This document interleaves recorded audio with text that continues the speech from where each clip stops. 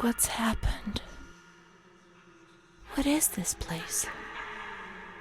Maybe I'm dead.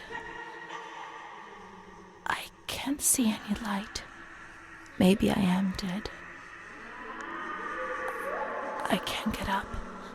What's going on? What's happening to me? There's no one here, but these noises. God, my head is killing me.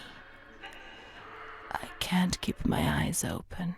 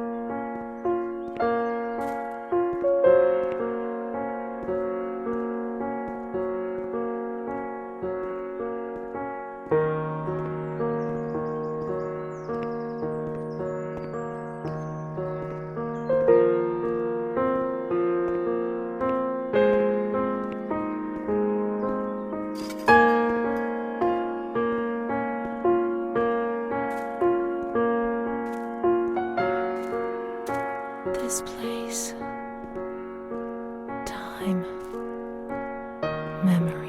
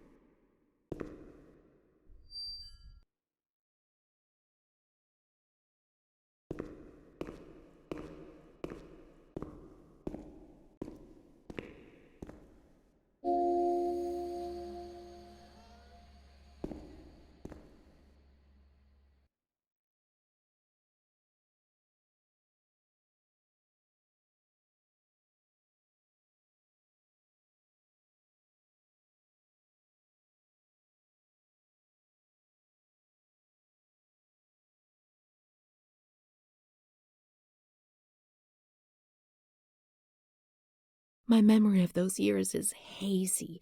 Between the age of about 7 and 10, my memories are disconnected, and I couldn't say how many times and how frequently the light used to come. My mother gave me a doll around that time. Charlotte. Thinking back to it makes me want to laugh. But at the beginning, I remembered that I was afraid of her. I thought she wanted to harm me, to kill.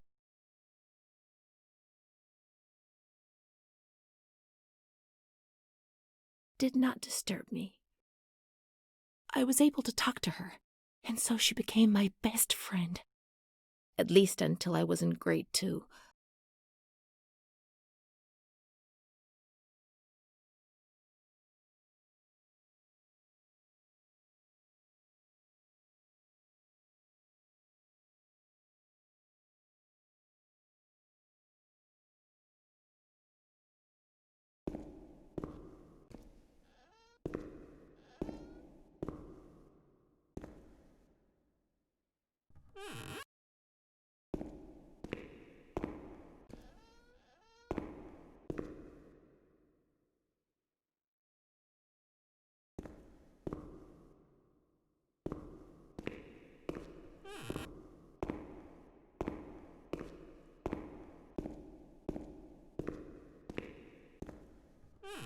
The only thing I remember clearly is Charlotte, my doll.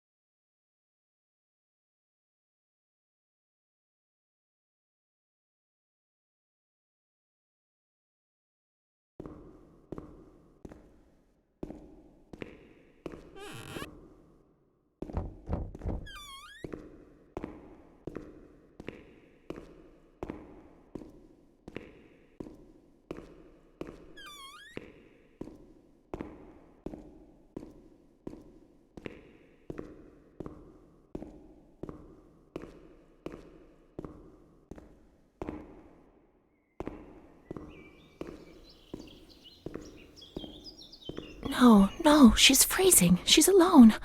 Let's look for her.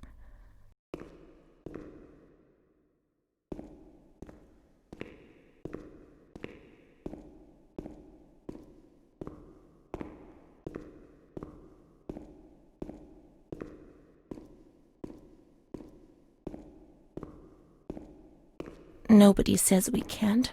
Let's find Charlotte.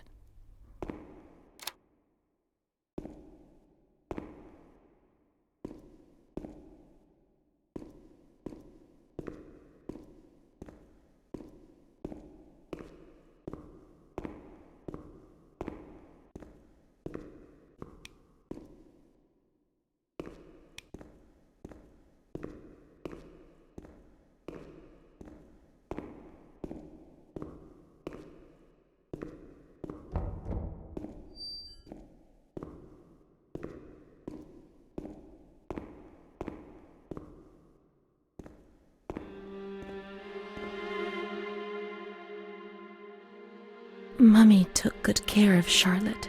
She tucked her in, hugged her, gave her cuddles and kisses. She was very affectionate and loving. Nothing bad happened to Charlotte, and that surprised me. I didn't understand. At first, I was quite scared. I was afraid that she wanted to hurt me. I lived in constant fear that Mom would abandon her. Because I didn't deserve to live. I didn't deserve to be loved.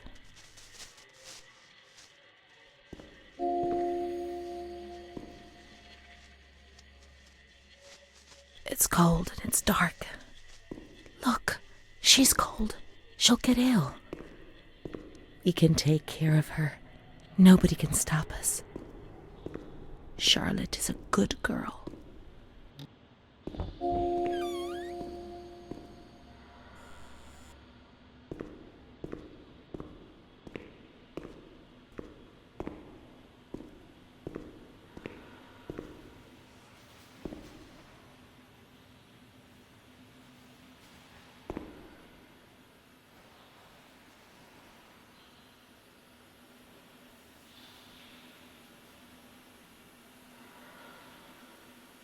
Mummy took good care of Charlotte. She tucked her in, hugged her, gave her cuddles and kisses.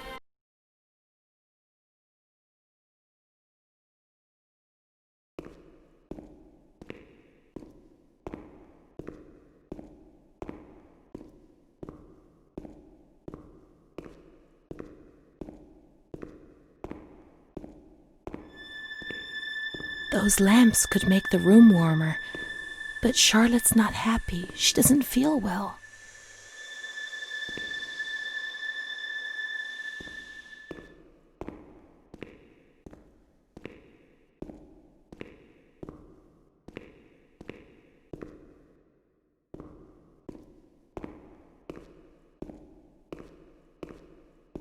Charlotte is cold. Let's take her somewhere warm.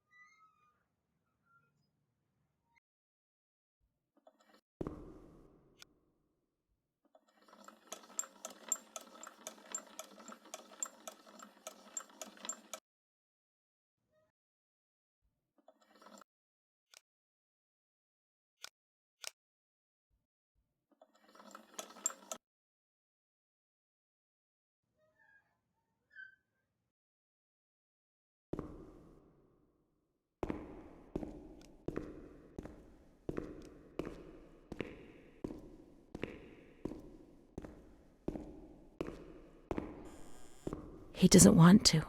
Not Charlotte.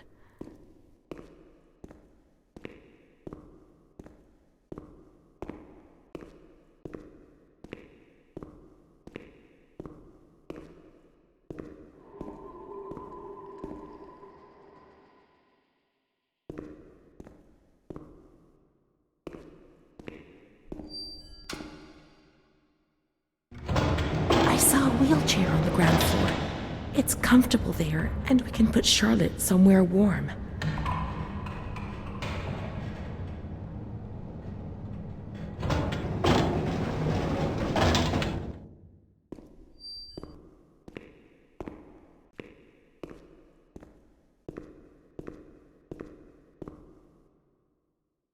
Charlotte will be comfy here. But it's cold. No, it's cold. Don't shiver, Charlotte. The cold will go away. It'll go away.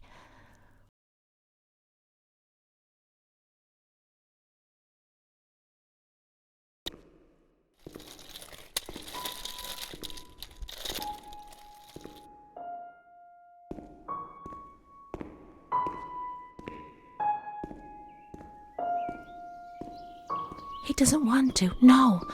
In the town of light, he doesn't want to.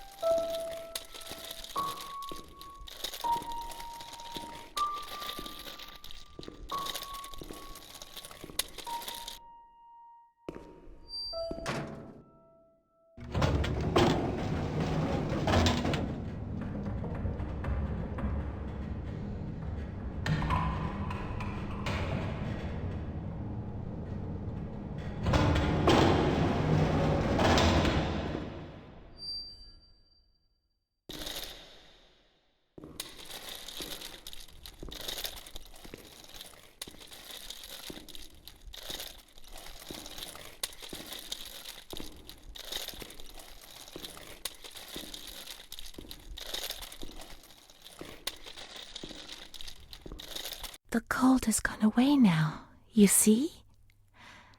The light, the warmth. We can do it. The cold will go away. It has to. Now we can enter the ward where everything started. It all began in the observation ward on the ground floor.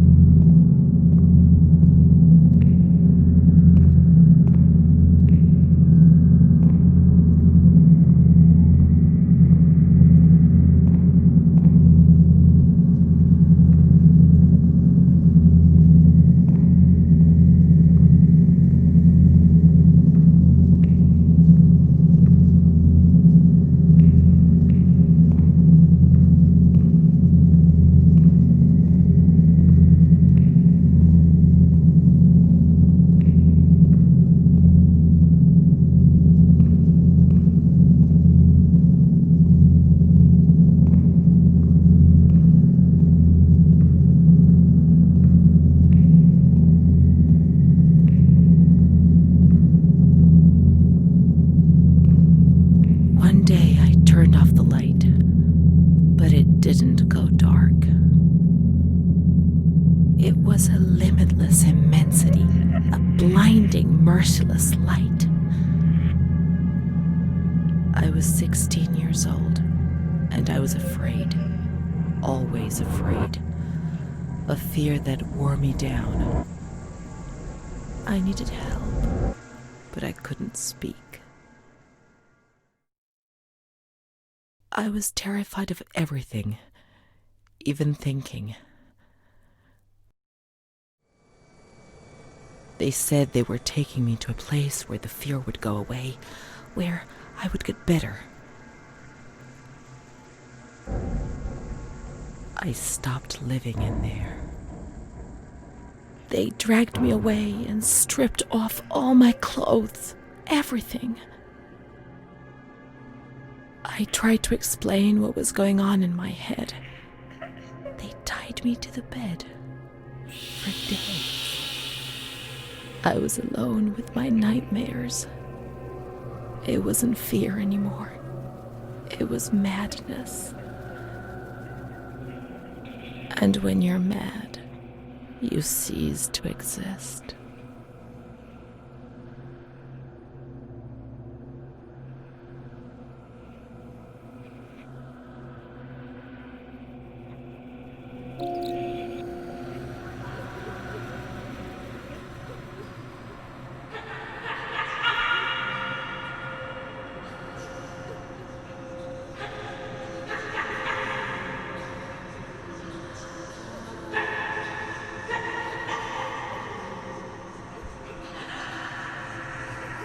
She was my only hope in this hell.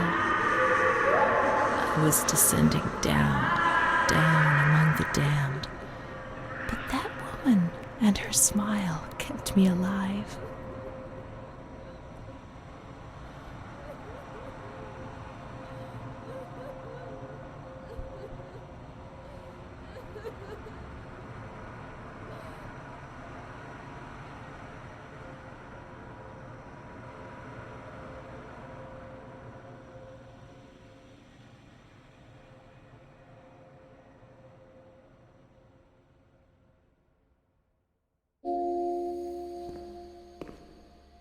The door is locked from the outside.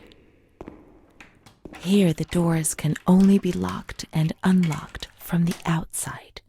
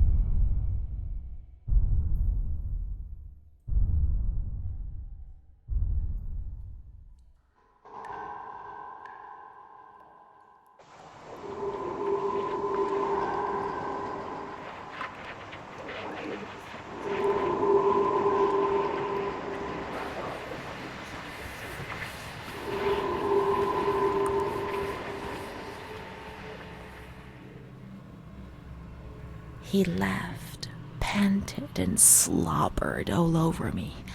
It hurt me when he touched me. I thought I'd suddenly split open with a loud crack, and I would be shattered into pieces. I felt fragile, sick, dirty, degraded. All I could do was clutch Charlotte tightly while Renée obeyed. He was the master in the realm of light. I was being consumed by the evil act I had committed. I threw up and could feel hell getting closer and closer. Those tests the doctors did to me. They said there was something growing inside, and they wanted to drag it out of me.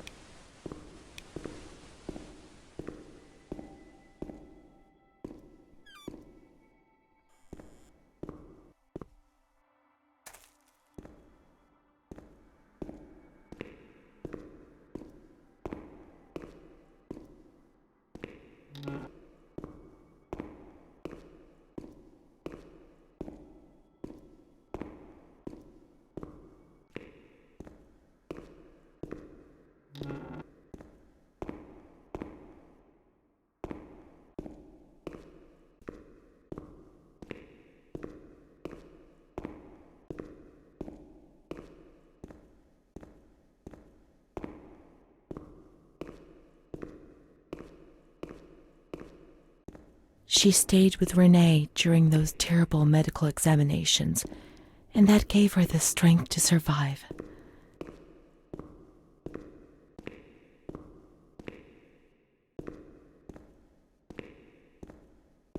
They went to the gynecology ward on the upper floor.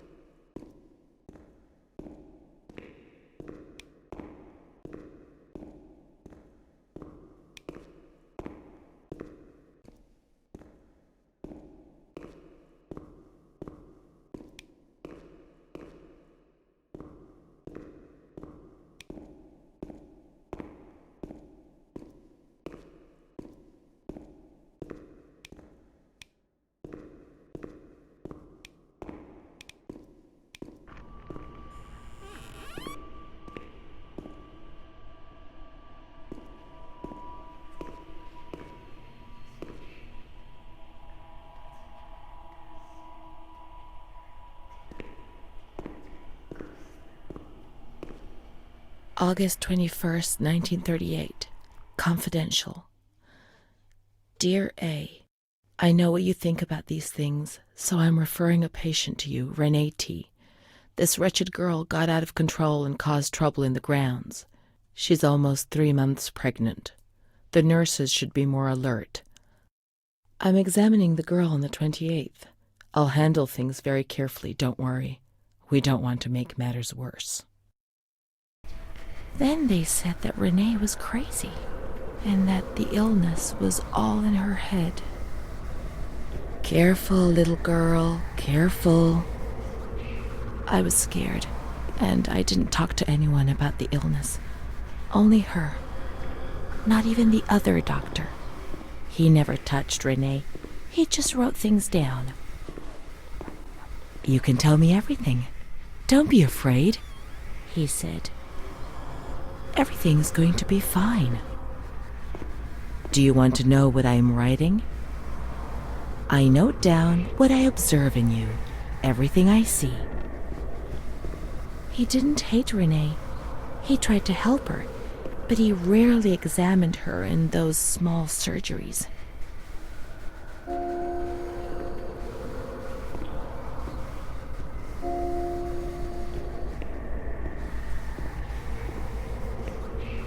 The doctor who wrote things down was in Surgery C.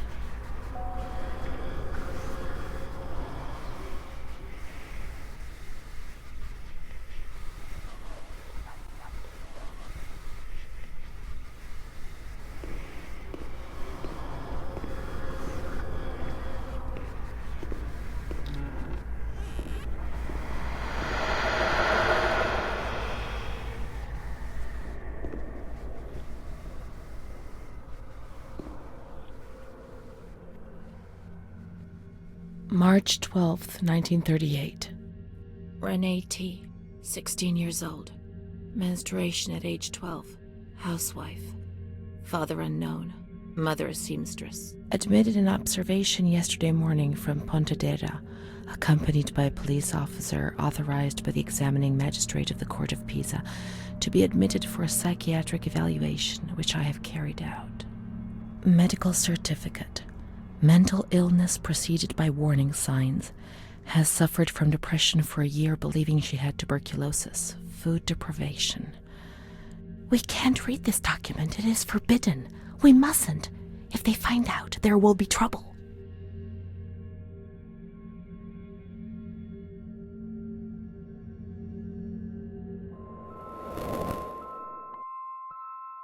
Have you ever wondered who you are?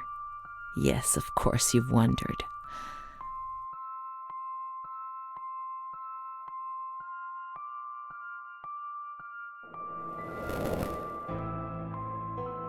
Will you help me to understand, to escape this dazzling light inside me that stops me from seeing?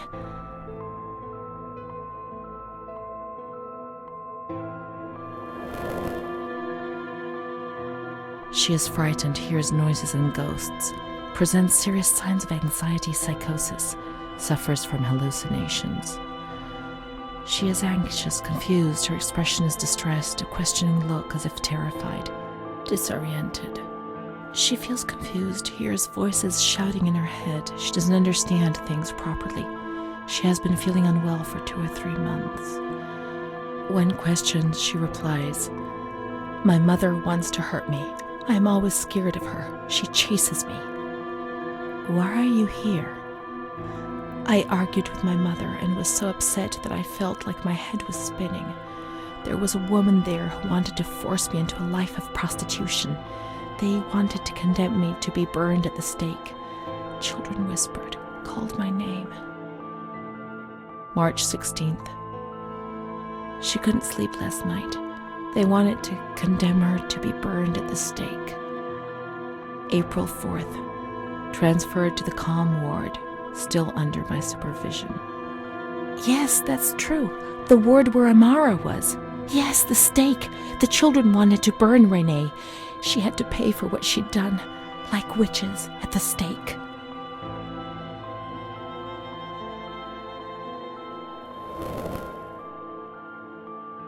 So many things frightened me. The system that I lived in was built on fear and light. There was no mercy or understanding in the town of light.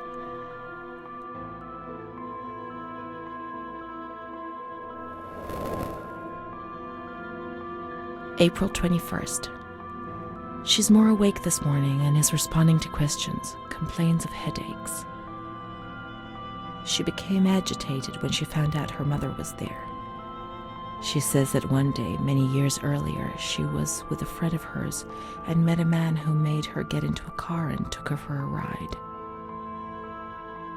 He made her smoke cigarettes and drink liquor, and the man showed her certain things. He tried to hurt her and made her go crazy. She says he promised to marry her and made her swear to keep what had happened a secret. These facts were essentially confirmed by her mother. After that, she became arrogant, impatient, and hostile towards her family, especially her mother. She started taking off her clothes in public. Her moods would swing from laughter to tears. She rants. She pleasures herself. I can't remember these things, only the guilt, the stake. I know I deserved to pay for that guilt. I knew it even then.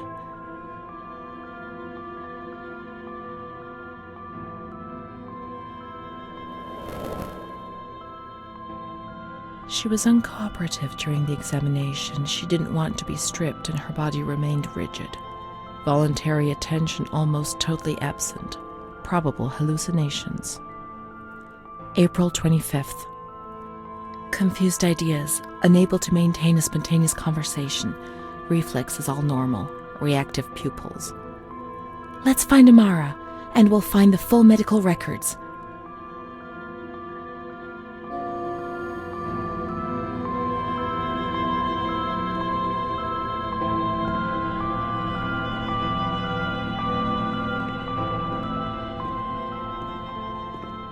The grounds at the back of the hospital, and then down to the kitchens.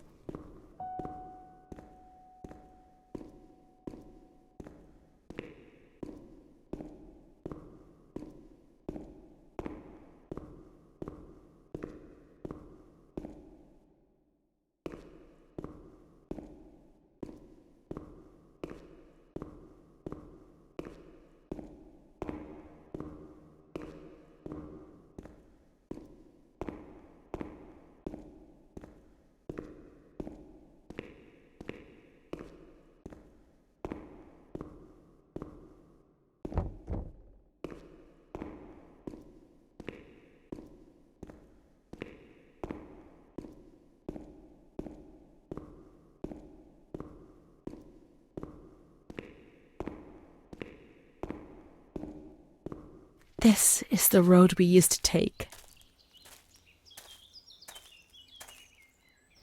If it weren't for her, in the grounds on that bench in spring, so many days. It was an escape, watching nature around us as she talked and smiled. And then there were the kitchens. Sometimes we stole food and ran back to the bench to eat it in secret, and we laughed.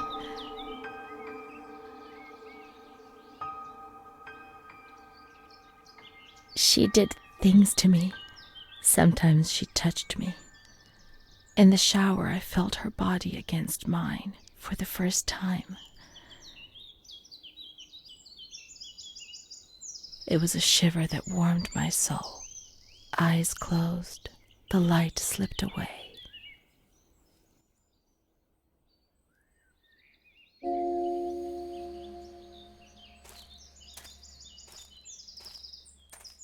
She wasn't in the system. He wouldn't let her in. That's it. She must be the key to my memories, to the reasons why.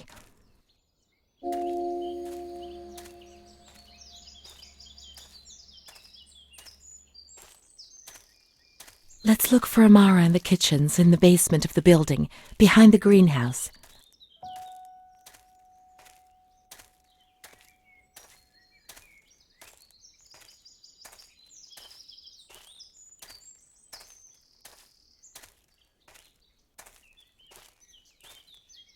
Nature helped me to forget, to escape from the system.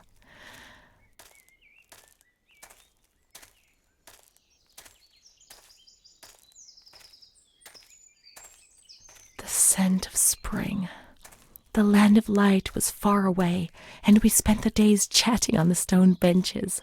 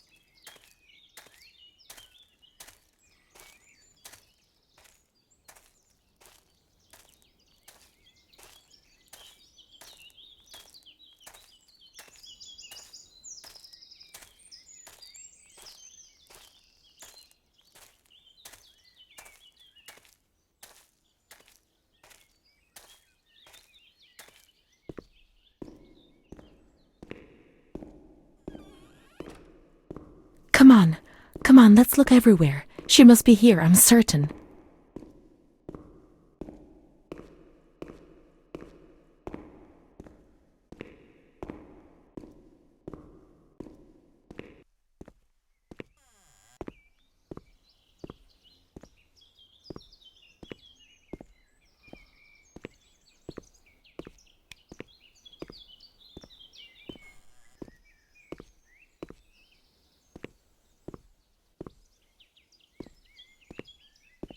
Adele, that little girl has been standing motionless in front of the kitchen door for hours.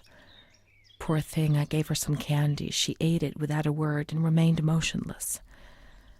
I don't think she's very well. We used to see her now and again, but now she's always there. I'm going. The doctor's not here. He's coming this afternoon. Try and speak to him.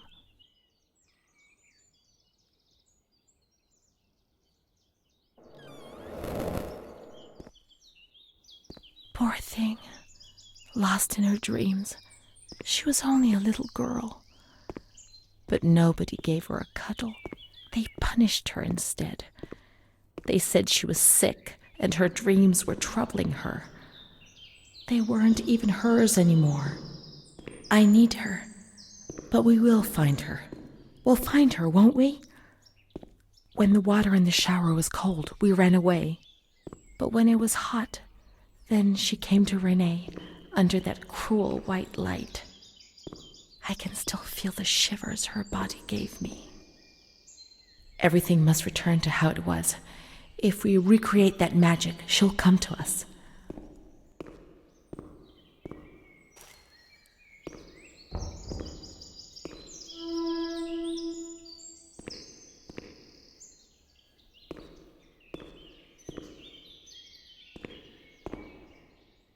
We have to turn the water on in the showers and switch the boiler on. All the plumbing systems were in the kitchen area.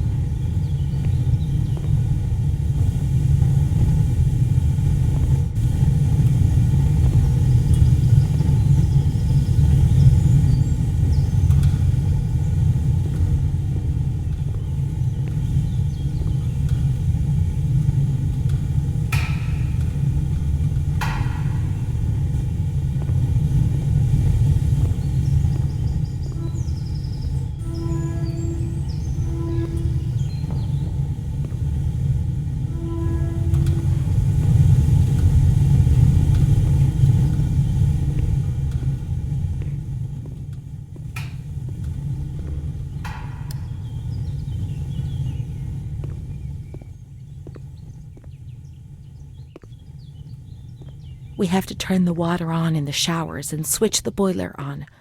All the plumbing systems were in the kitchen area.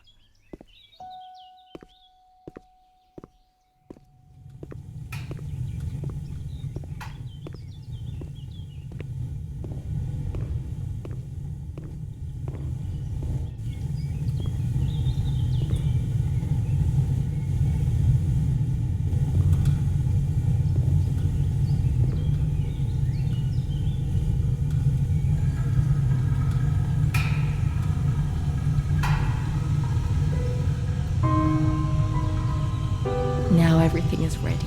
We can go to the bathrooms. We can go along that narrow corridor in the kitchens. We'll meet her in the showers, yes.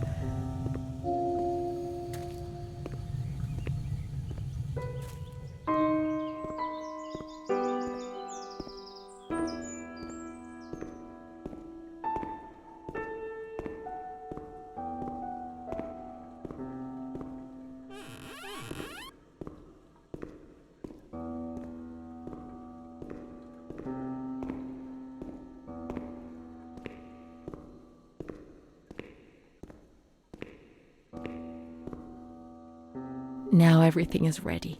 We can go to the bathrooms. We can go along that narrow corridor in the kitchens. We'll meet her in the showers, yes.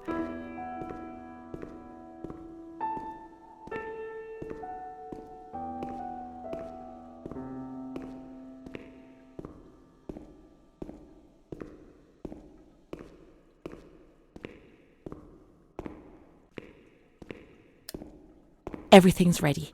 Let's get undressed and leave our clothes on the hooks in the changing rooms.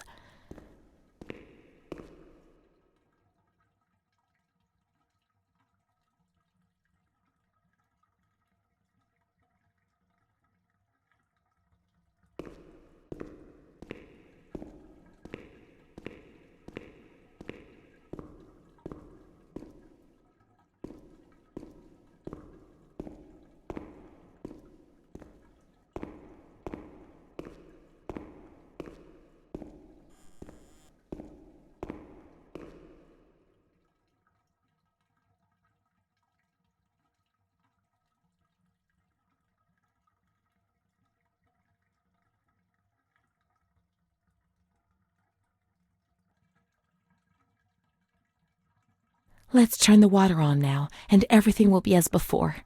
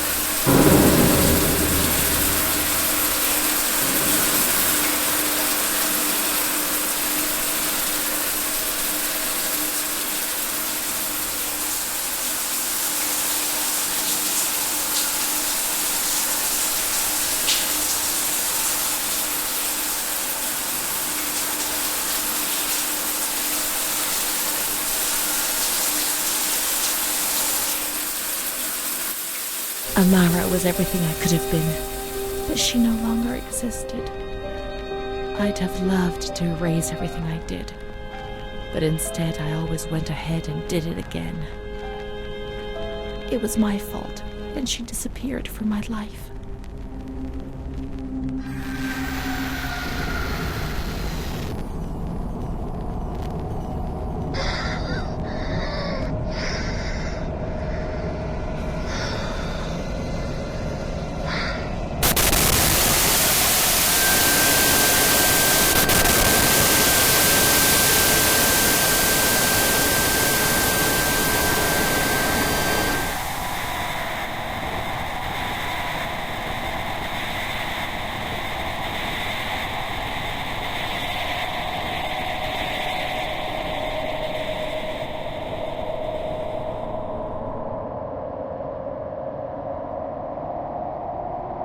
They gave you injections there, which made your body and soul tremble violently.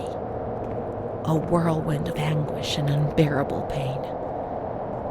I lived in terror of the next time. They had taken me upstairs to that ward where no one wanted to go.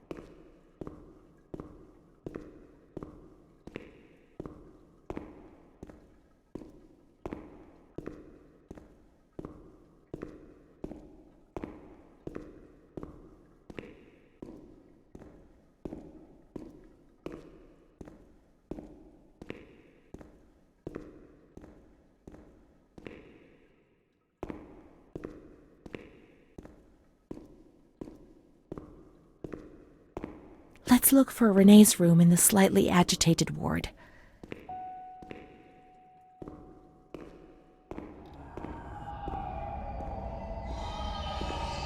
When there was too much chaos, they closed all the windows and the door. They turned off the lights, and it was pitch black. Some people fell asleep. Some others stopped seeing their demons and became more calm.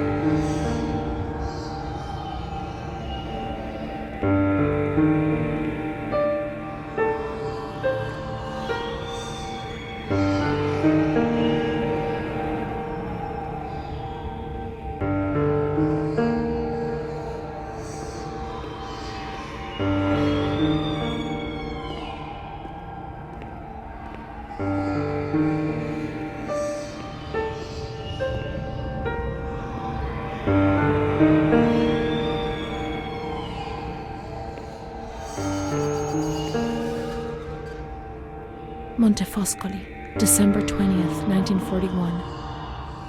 Dear Director, could you please let me know how my daughter, your patient Renée T., is getting along?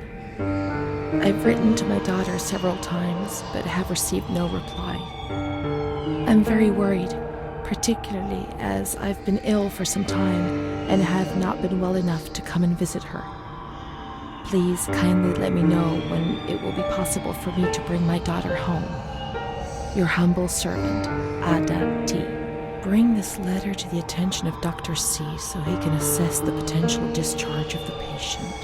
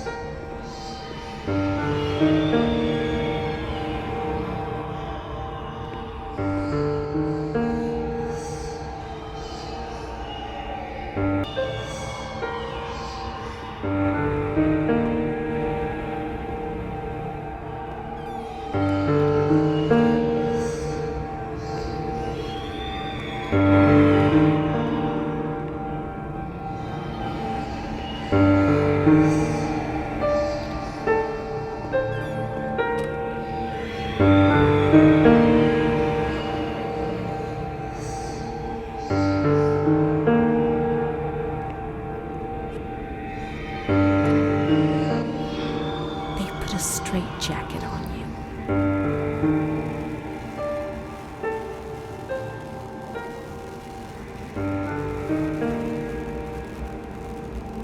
They gave you a cold shower.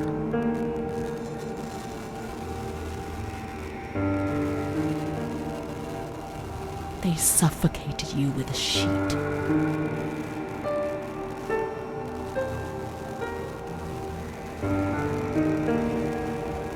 They tied you to the bed.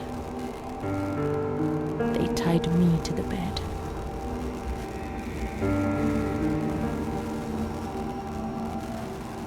A woman died next to me, choked by her own vomit.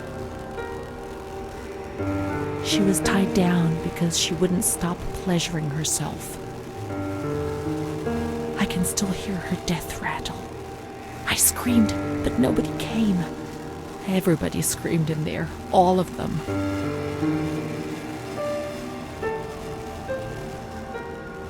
It was then I saw the doll, which wasn't Charlotte.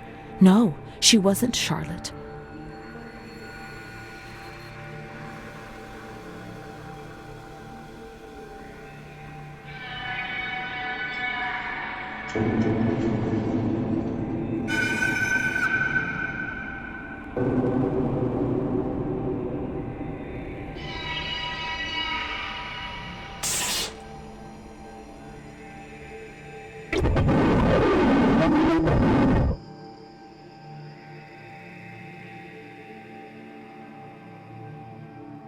The past came back to hurt me again.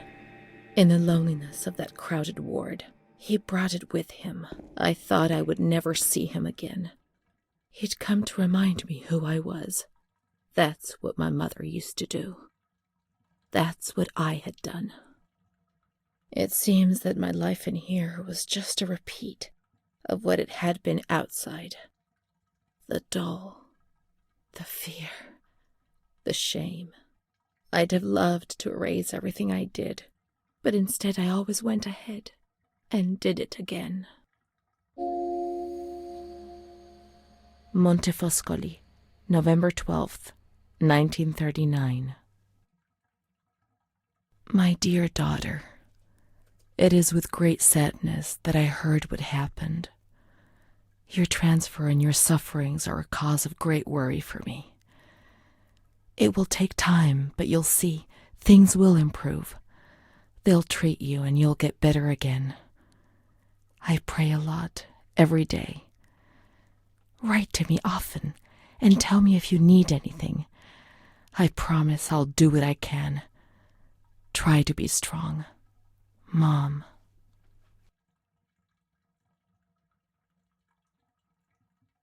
This is the last letter she wrote to me. Once I was put into this ward, I was overwhelmed by loneliness. After that medical examination, I received no more letters from Mom. Why is that man here? Why doesn't she come to see me? Did I make a mistake?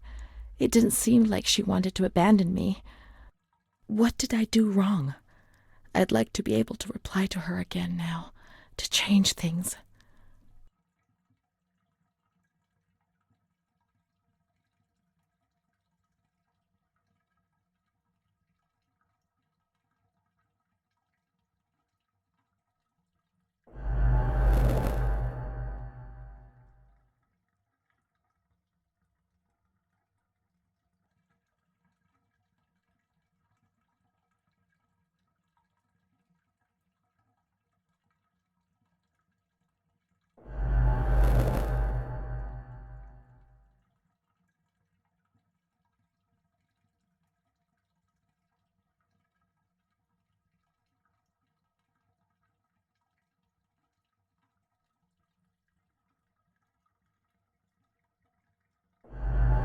Perhaps she would have listened to me.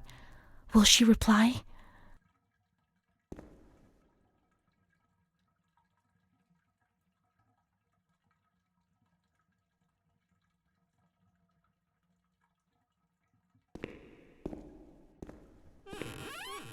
The letters were sent to the archive. It was their job to post them.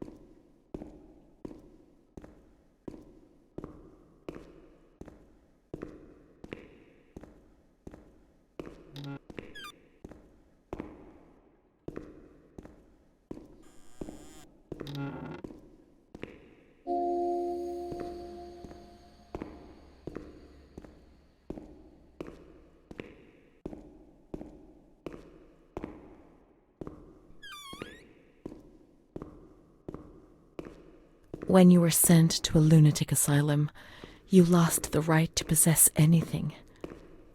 Everything you arrived with was packed up and stored here, even the clothes you were wearing, in case you were released one day, but far too many never left.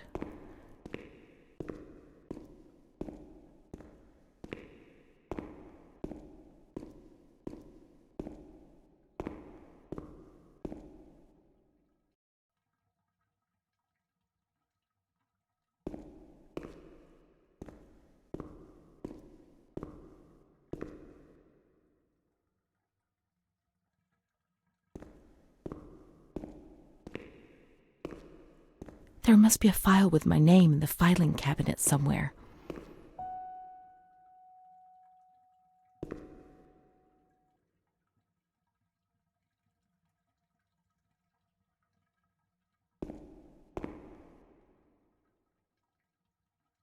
Dear Mother, please, I beg you, get me out of this place. I'm so frightened here. You were right. I know I was wrong. I understand. I'm so ashamed. If only you knew how much. But now I'll behave myself, I promise. Now things will be fine. I'll work hard. I'll be very good. Your daughter, Renée. This letter. It was Renée's letter, just as she wrote it back then. But it was never sent. Why? Why did this happen?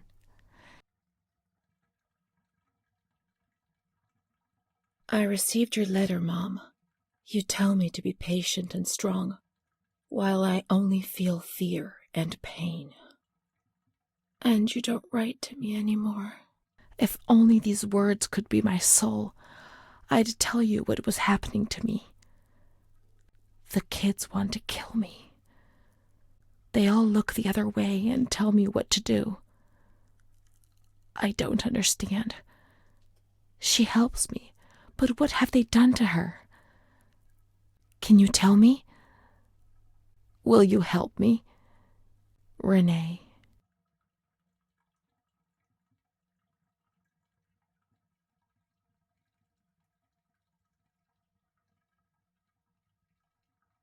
Montefoscoli, July 7th, 1940. My dear daughter, I have received no news from you. You have not contacted me in months. I'm sorry, but I don't have the money to come and visit you. Do you remember Mr. Onofrio? He'll soon be in Volterra for business. I've asked him if he would be kind enough to ask the director for some news about you. I hope he'll bring me some good news when he returns. But please write to me. I know that I was strict with you. You have to forgive me. I didn't think. I've given Mr. Onofrio a new doll for you. You told me that you lost yours, and I know you loved it so much. It's not as nice as your Charlotte, but I hope that it will comfort you nonetheless. Keep your chin up, darling. Everything will be fine, you'll see. Mom.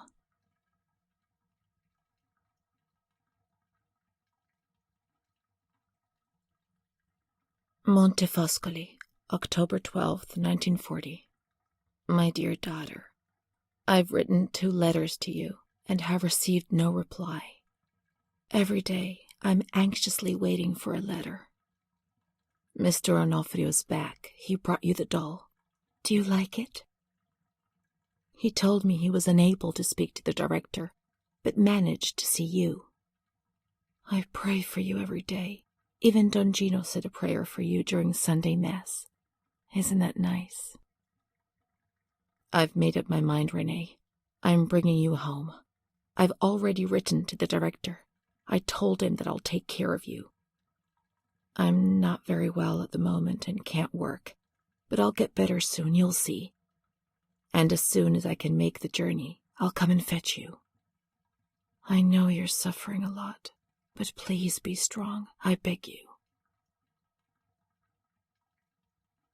Mom will come to fetch Renée, won't she? Mom is good, but she's not well. That's why that man came. The doll. Renée could have played with it while she was waiting for her to arrive, but Renée didn't have it with her. Is it one of Mom's lies? She knew that she'd hurt Renée and... No, Mommy's good. That man brought it. We've just remembered who he is, haven't we? It was Renée who was wrong. The doll's here. I know that for sure. Perhaps she's been abducted like all the others and is locked up here somewhere. Let's look for the second doll. It'll be among the bundles of the patient's belongings.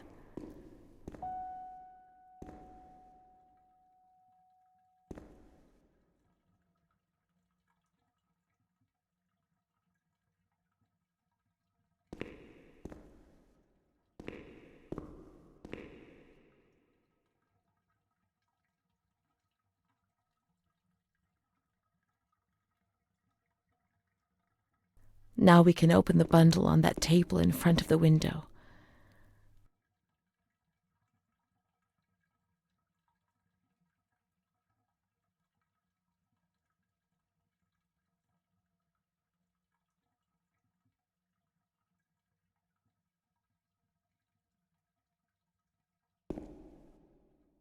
May the Lord guide your path and keep you from sin.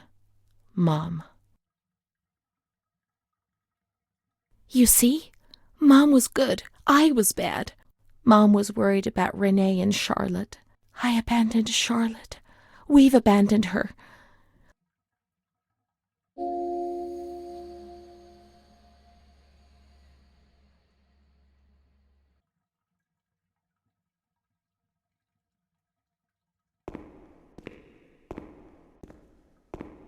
Let's look for Charlotte. We have abandoned her. Will she still be where we abandoned her, under the warm lights?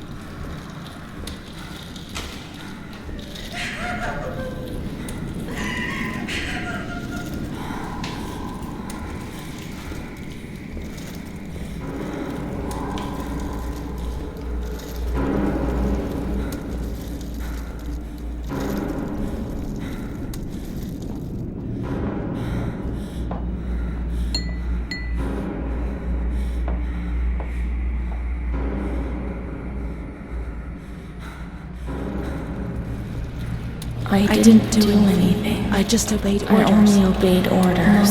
Charlotte has gone away. Mom will come and get us now. She loves us, even though we're orders. Leave us alone. I didn't do anything. I only obeyed orders. Mom will come and get us now. I didn't do anything. I only obeyed orders. Even though we're bad. Mom won't leave us alone. I didn't do anything. Charlotte gone away. I only obeyed orders. Mom will come and get us now. She loves us, even though we're bad. I didn't do anything. I only obeyed orders.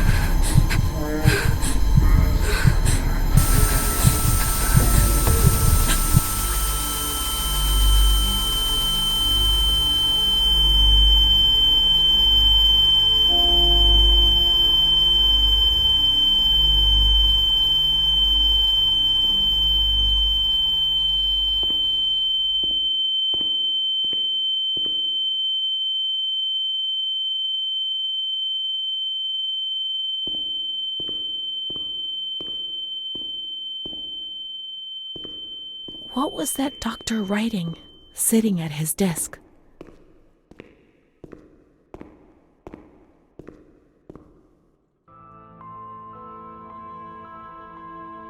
September 7th, 1938. The patient frequently indulges in recriminations expressed in an explosive tone of voice. This morning she threw away the milk, saying it was full of urine, spittle, and all kinds of other filth. Crazed, she hears voices that order her to do things. She says she heard children singing and that they were locked up in a school. January 20th, 1939. Introverted, dazed, cannot focus on anything. When questioned and stimulated, she starts crying and weeping. At other times, she laughs. June 1st. Apathetic. Eats very little. She refuses to be touched. Does not respond. Spends her time in the grounds.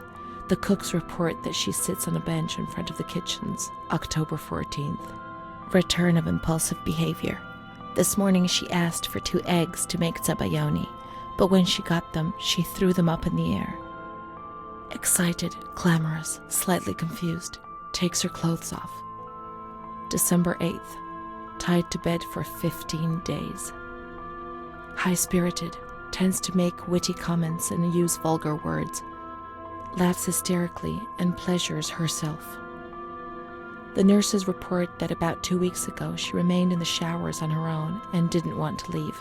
They said that when they took her away, she swore at them and then lashed out and bit them. 2 nurses had to be treated for their injuries. They've kept her tied to the bed since then. Transferred to the slightly agitated ward, from the care of Dr. B to the care of Dr. C. I was with Amara in the showers. My memories are terrifying. They're not real, are they?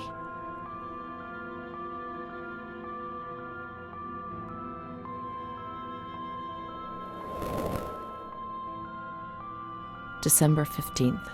Dr. C. Patient notes. The abnormality of her psychic state has induced her to lead a life which is irregular and tends towards delinquency. Of fickle and flighty character, she regularly discards her household duties and engages in occasional prostitution. Prostitution? No one would have ever believed a lunatic, let alone a lunatic who lives in the worst sort of sin. Could such a person ever have been subject to sexual violence? Certainly not. Her mental deficiency makes her deaf to the reprimands of her family. She has shown suicidal tendencies. She was brought to the ward yesterday, agitated and hysterical. Treated with cardiazol, 2 injections a week for 5 weeks. They were only trying to confuse us with the therapy, and my God, they succeeded. It was as if they wanted to instill the madness into us.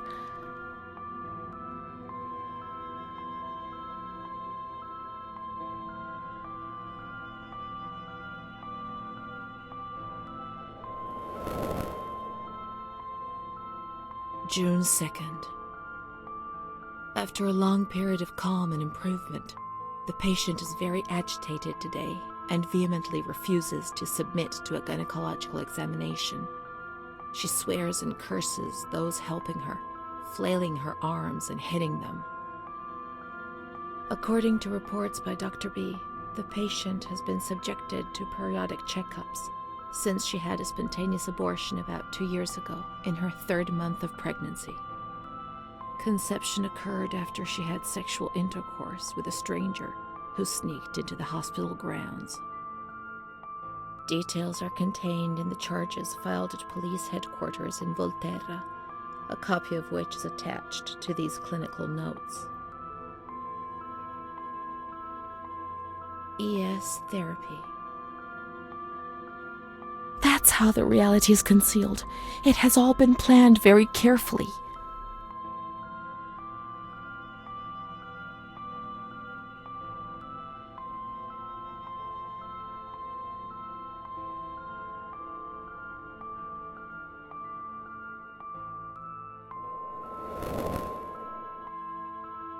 June 13th. The nurses report that she descended into a state of great mental confusion after receiving her mother's letter. She threw her soup over another inmate because she was very anxious, and then punched a nurse. Impulsive, flails about her. She rails against the doctor in vulgar terms while he is examining her, lashes out and spits. Block all correspondence to give the patient no further reason to become agitated. August 20th, tied to bed. The nurses report that the patient is extremely agitated after the visit of a relative or family friend.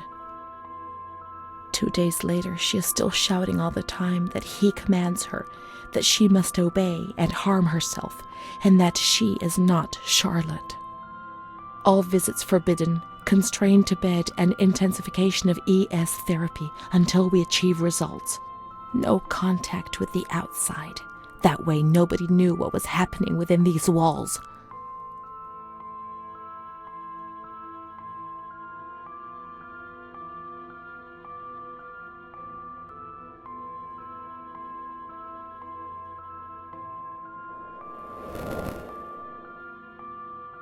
March 3rd. Alert, correct attitude, replies when questioned. The nurses report that the patient is calm. She washes and looks after herself. She affirms the existence of a certain Amara. She says that Amara is a patient who disappeared when she was moved to this ward. No confirmation. Probably a regressive hallucination. Evaluate transfer. Did I imagine Amara? That's not possible. She was there. I know she was there. I feel it. She must have left some traces of her presence. We can look for her things in the storeroom containing the bundles of the patient's belongings on the upper floor.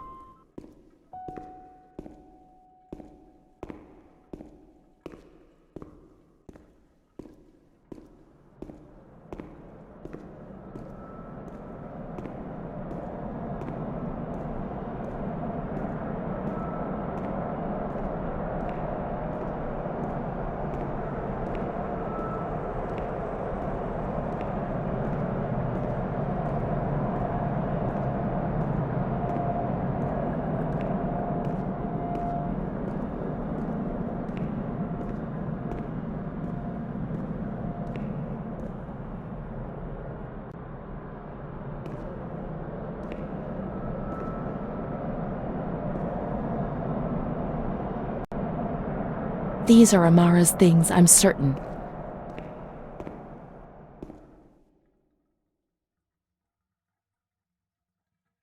Here we are together. How could I have imagined for a single moment that she never existed? Amara, there she is. She existed. She really did exist. There she is, my friend. March 12th. 1938. The young girl Renée arrived today. Poor thing, she was terrorized. You see, she remembers the first time we met. I talked to her mother, the dear lady, and she expressed her fears to me, and I promised I'd keep an eye on her daughter. The lady told me her daughter's doll had been taken away, and this worried her, because when she becomes depressed, as she is now, Renée barricades herself in her room and can't communicate. The doll becomes her voice, eyes, and ears. Dr. B said I'll soon get out of here. I'm sorry. I'm so sad to leave Renée. I won't be able to protect her anymore. My poor friend. She was hoping to be able to get out of here, but nobody ever leaves this place.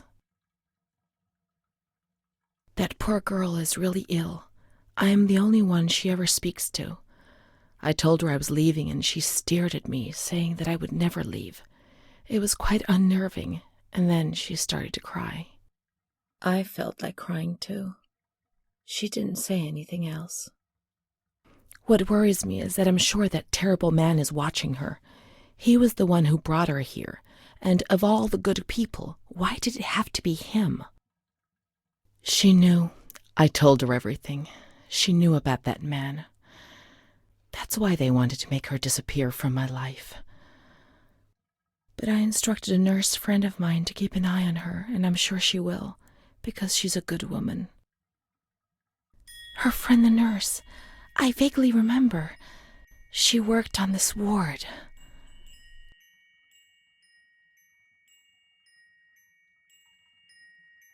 Let's look for signs of the nurse in the nurse's room on the upper floor.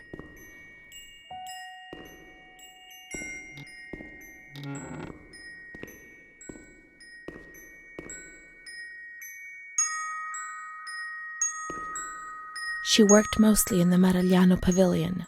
Let's get out of here and find that pavilion. Renée was alone here. Charlotte had abandoned her. And without Charlotte, Renée couldn't communicate with the outside world. Mother knew that.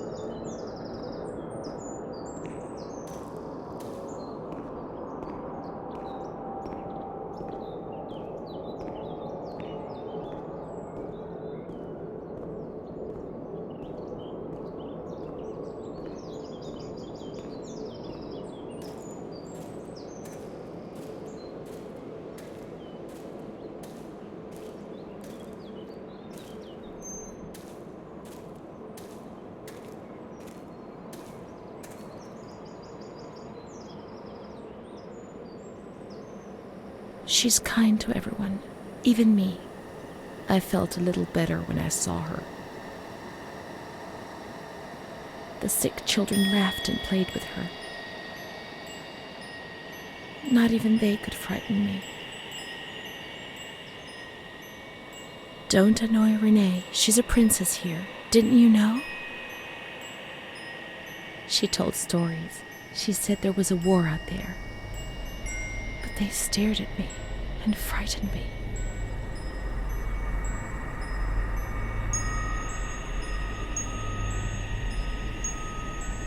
They would come to look for me in the evening, and then no one would have protected me. Not even you, Charlotte. Am I right?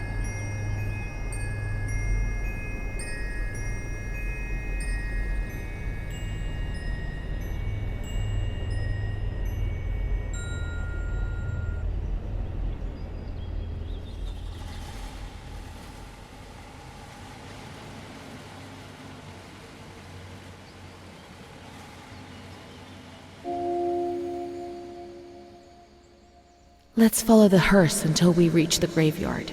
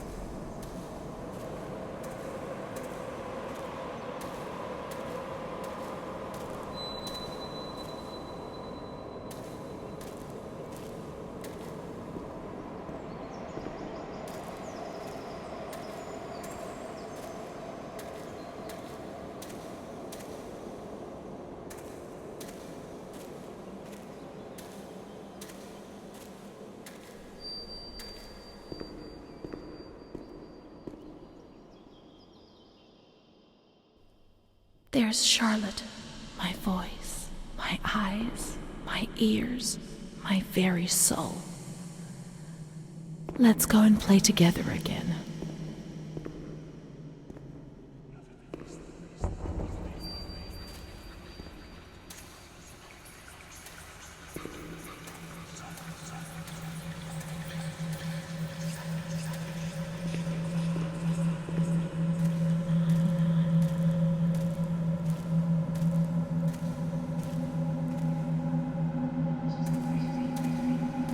My voice, to say what? Meaningless things. Be offensive to others and get into trouble. Eyes to see desperate people.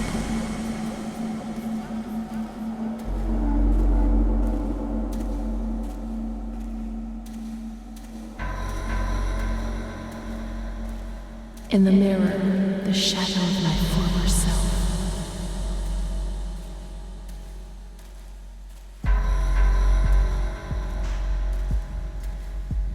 Gaunt, worn out, they're killing me slowly, day after day. My ears to hear screams, deliriums, threats, and false promises.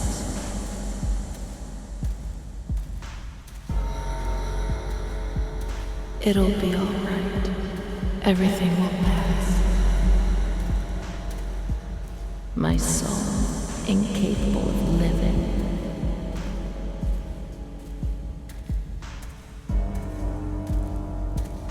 Of fitting into a world which it finds alien.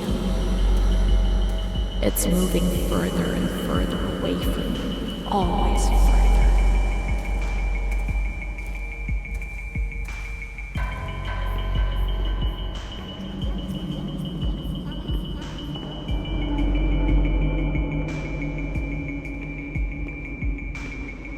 Let's go and play together again.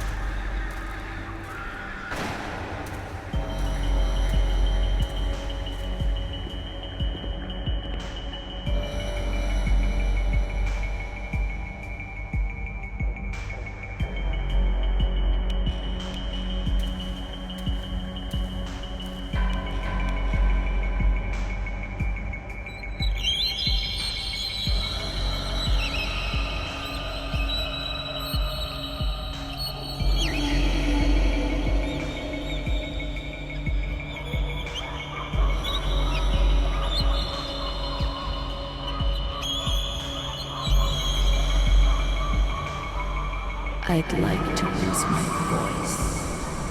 I'd like to lose my eyes. I'd like to lose my hearing. I'd like to lose myself forever.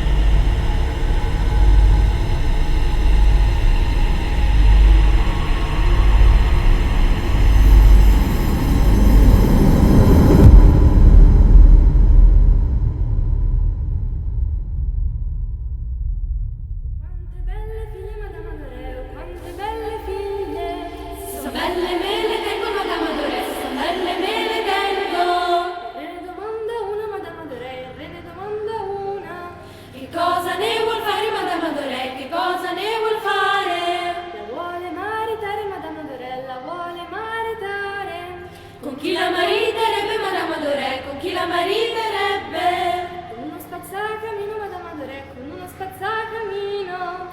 E come la vestirebbe, Madame Adoré? E come la vestirebbe? Di stracci e di toppe, Madame Adoré, di stracci e di toppe. Uscite dal mio castello, Madame Adoré, uscite dal mio castello. Oh, quante belle figlie, Madame Adoré, oh, quante belle figlie. Uscite dal mio castello, Madame Adoré, uscite dal mio castello. Oh, quante belle figlie, Madame Adoré, oh, quante belle figlie. Sono belle nere, ecco, Madame Adoré, sono belle nere, ecco. Il re del mondo, Madame Adoré, il re del mondo, una. Cosa ne vuoi fare, Madame Adoré? Cosa ne vuoi fare?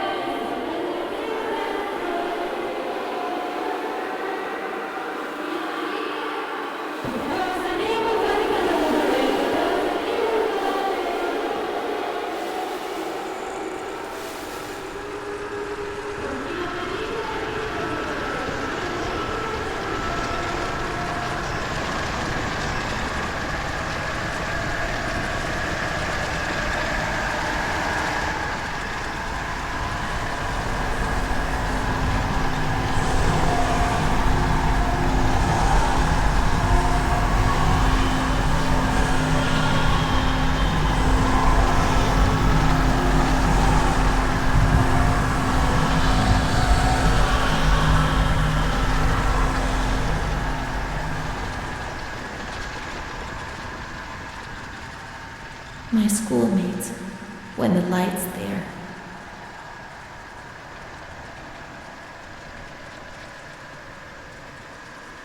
Renée's kind to Don Gino, but he always frightens me.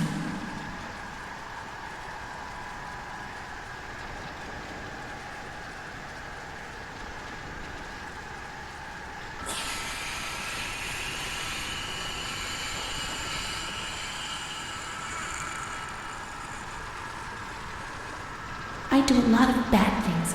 I don't tell anyone, but Mom knows just the same.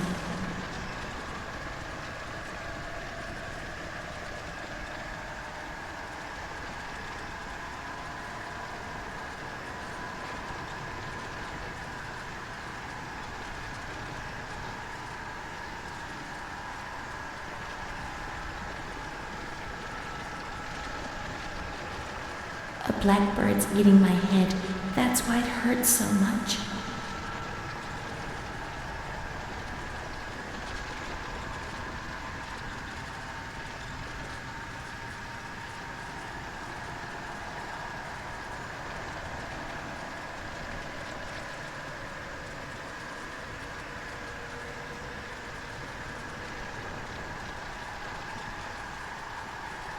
My baby Charlotte is so beautiful, and she's so good.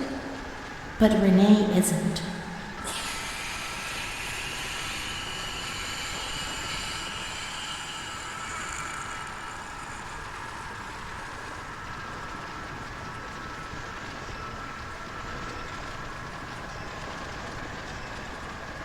Mr. Onofrio helps Mom.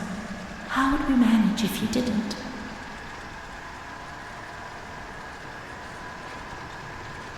Mom always has to work because it's so cold in winter.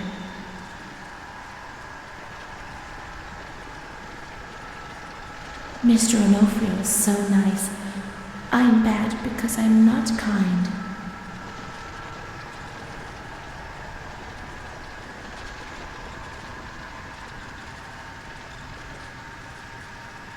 When I was small, I never used to eat. Poor mother.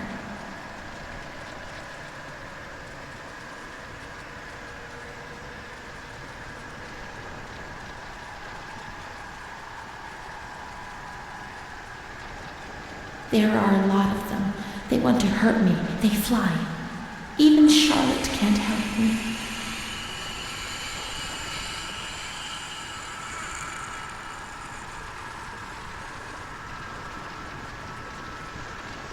Mom works so hard because I have to eat, or I won't grow.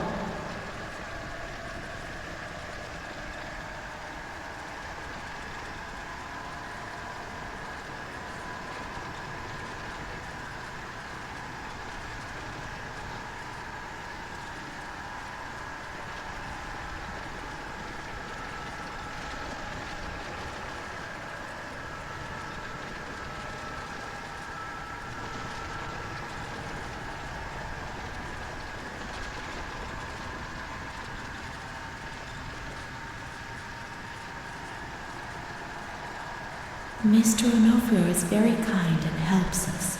If he's not here, I have good reason to be afraid.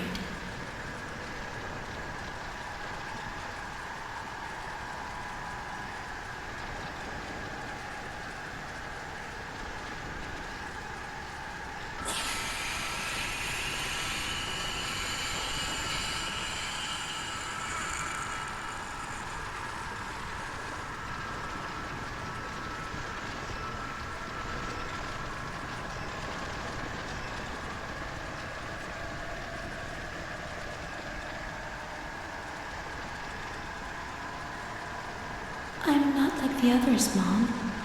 Why not?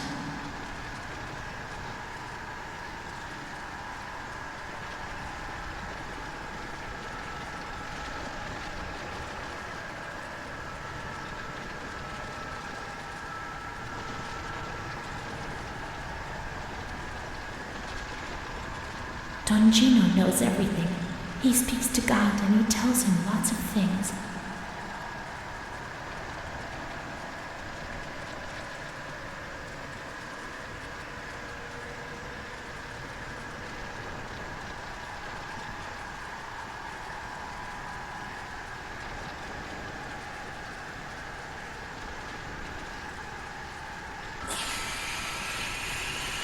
A cat goes into my mouth and eats me from inside. At least you can't see what's happening.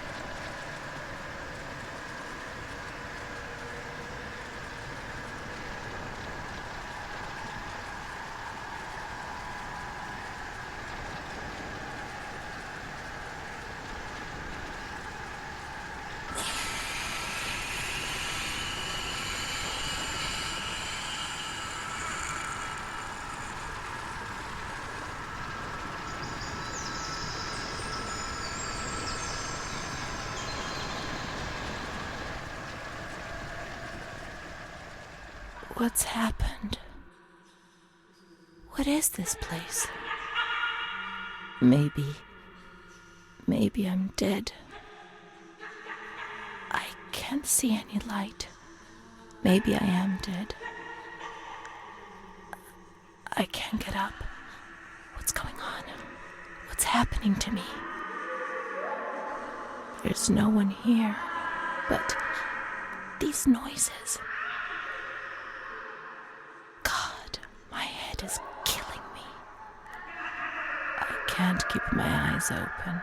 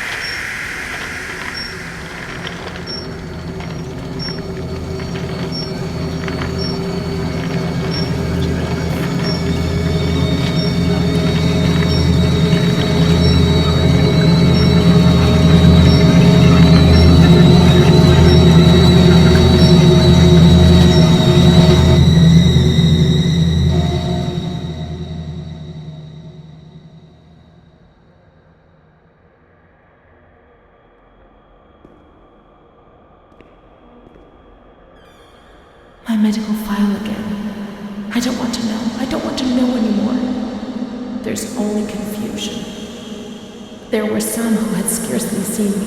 They thought they knew me and understood what was happening to me and could decide about my life.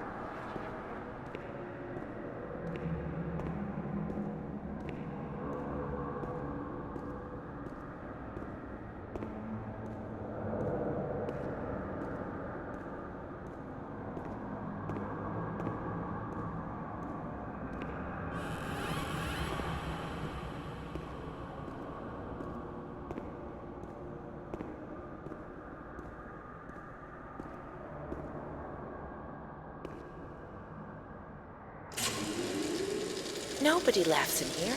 I mean, really laughs. Not those crazy fools who laugh because people say they're mad. I don't know why they laugh out loud.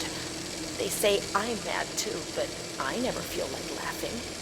People used to laugh at me, but they were right, you know? You can't always cry and people laugh when they're afraid, don't they? It happened to you, not to me. It's better that way. They do that to show they're lucky. You mustn't take offense because it's true. And deep down, it's just like pity, if you see what I mean. But then you think about your own situation, and you laugh because you feel lucky that everything's going to get better, that it's all shit. It's all shit, this place. You're not trying to tell me it's not true, are you? An intelligent person, educated, not like me.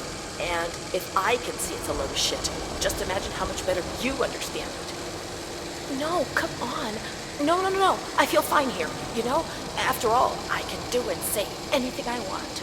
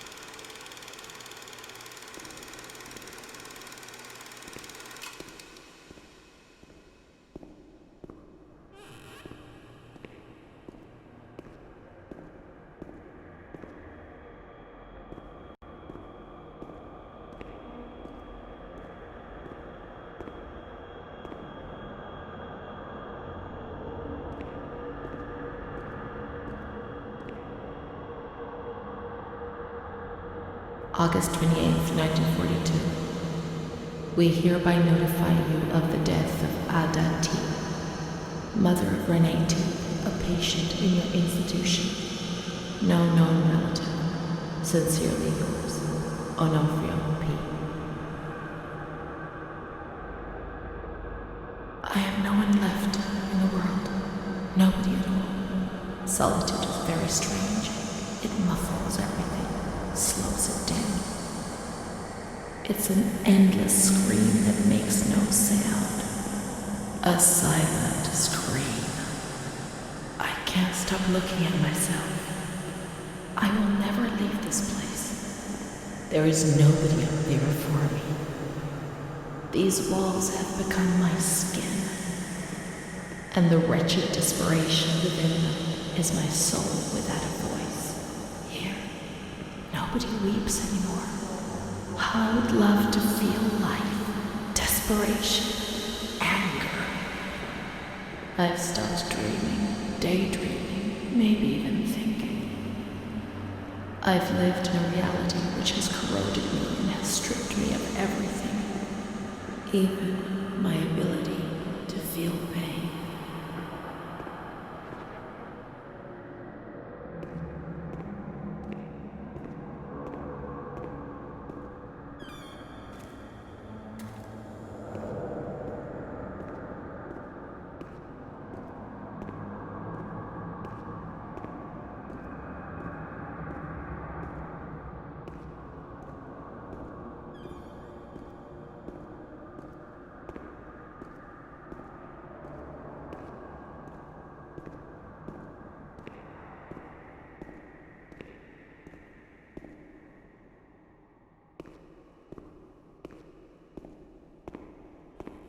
May 5th, 1943. Renée's state of health is good. She is eating and speaking. Her spatial and temporal orientation is good. Therapy suspended. December 3rd. She calmly asks if she can leave the hospital. Evaluate patient for 6 months. May 2nd, 1944. Discharge denied despite a favorable psychiatric opinion. The patient has no home or means of support.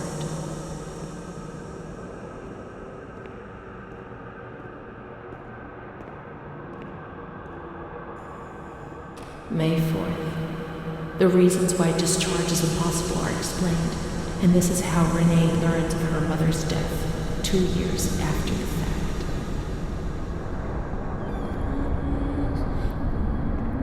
May 5th.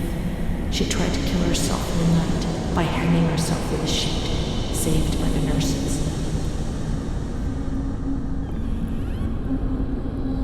Restrained to her bed, she once more tried to kill herself by suffocation. The decision has been taken to perform a transorbital lobotomy.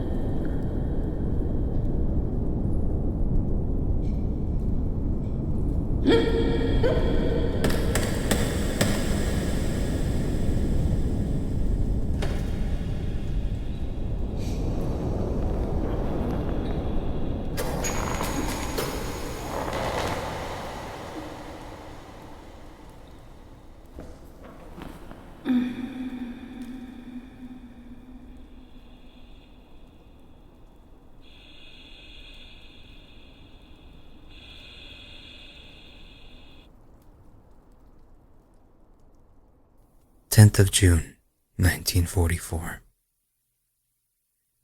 Operation successful. Patient tranquil and collaborative. Motor coordination capacity reduced, but she's improving. Transferred to the tranquil department in the care of Dr. B.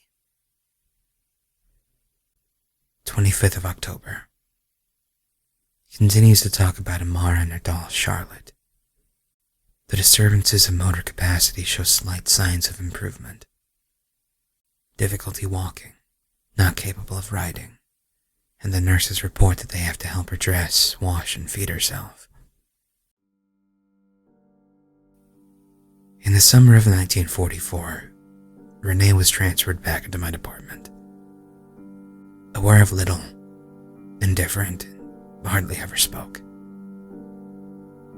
One day, she said, "When I find the courage to look at myself in the mirror, I see a young face which is aged and looks at me full of fear." She is a woman now who has changed profoundly compared to the girl that I had under my care several years ago. Only the sadness of her gaze and her intelligence are unchanged. She's so young, just 23 years old, but is lacking all vitality. Perhaps her condition may improve, but probably not. Her life has been thrown away, and nobody did a thing to try to avoid this.